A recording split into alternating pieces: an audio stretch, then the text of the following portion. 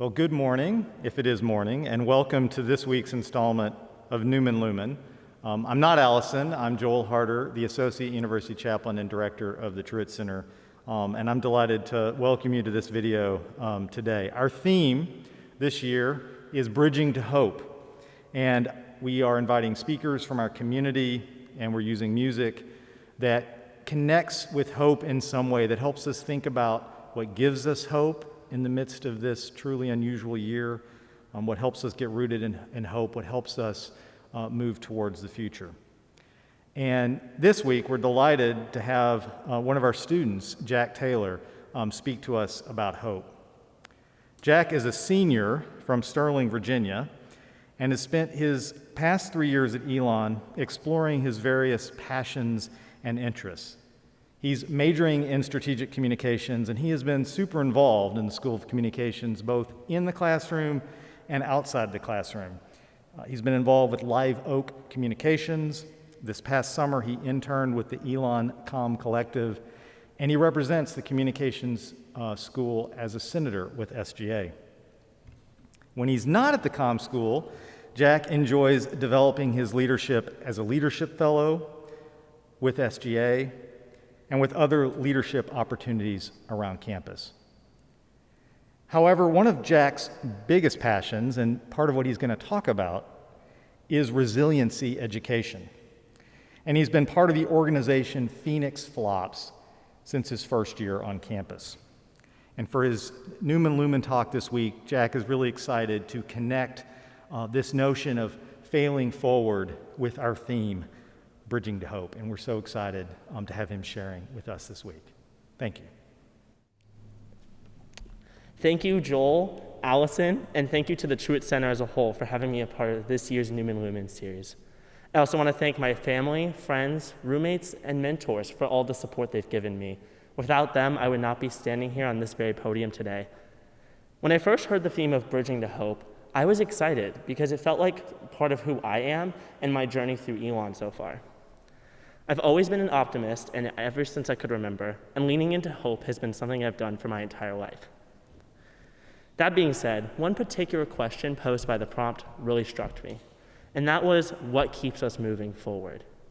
As we're nearing the midway point in this semester, I've been thinking a lot about how I've moved forward in the past through times of uncertainty and times of failure.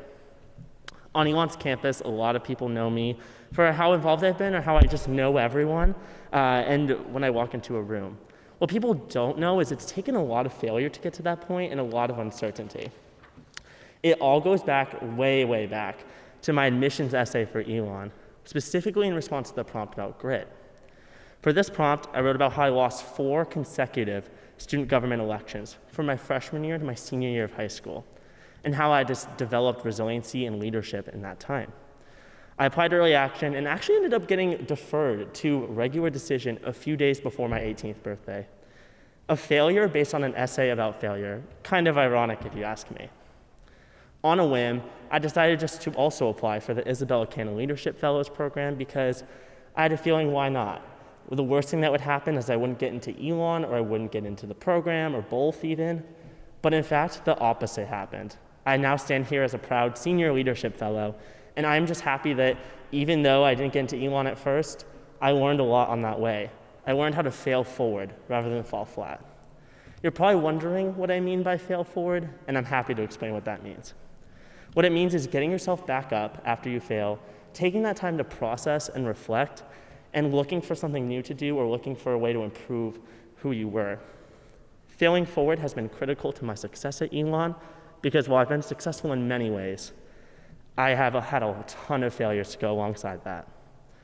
One of my first failures at Elon was actually when I applied to be a tour guide my first semester on campus, days into being at Elon. I filled out the application, and I got an email. I moved on to the first phase. I was so excited. It was a group interview. I'd never done a professional interview in my life. And so I was just questioning what I should do, how I should prepare, and also what I should wear. I had never done anything like that before, so I was like, you know what? One phrase popped up into my head: dress for the job you want.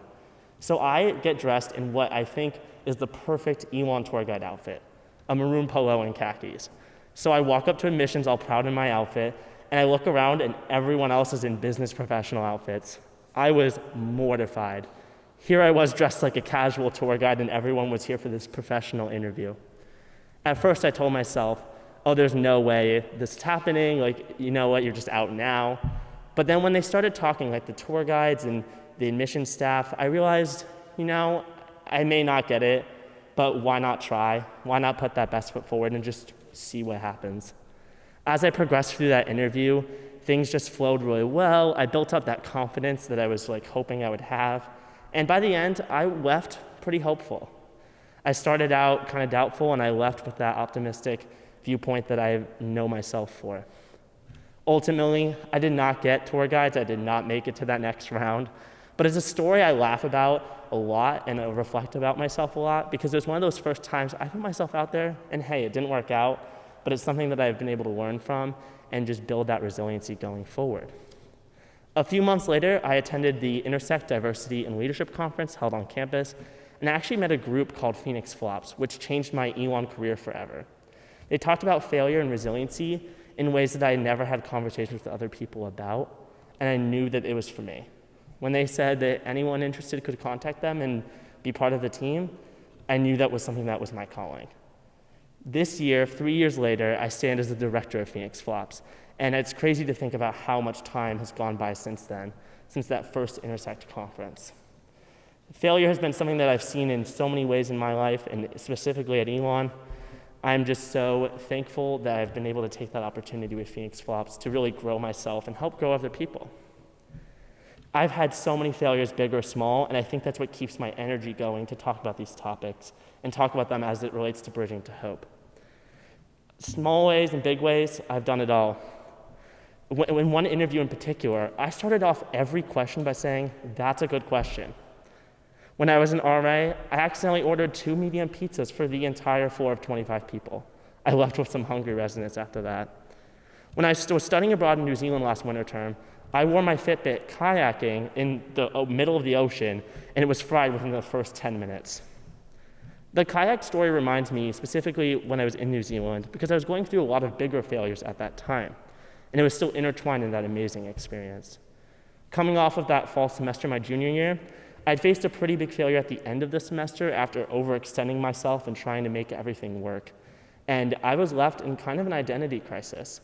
Who was I at this point, and where was I going? In fact, I also got another rejection in the middle of the winter term that left me questioning everything. In reality, I really realized that I needed to focus in that moment because one of the class mantras for that specific winter term was participate rather than anticipate. By participating and thinking about things in that moment and not letting the future rule who you are, that can lead you to enjoy the experience even more and enjoy what's going on in that moment so you don't miss anything else.